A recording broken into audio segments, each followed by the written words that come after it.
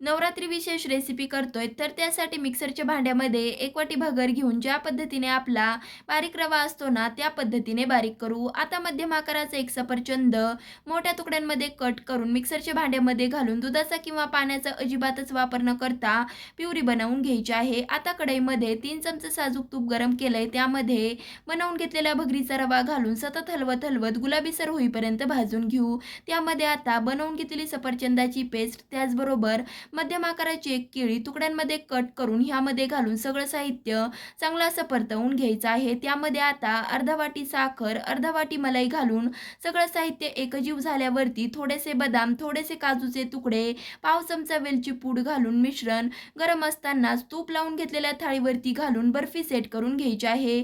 Set झाल्यावरती cut करू. तुम्ही सुद्धा ही उपवासाची बर्फी बनवा. कशी वाटली कमेंट करून सांगा. आवडल्यास लाईक, शेअर, सबस्क्राईब करायला विसरू नका. धन्यवाद.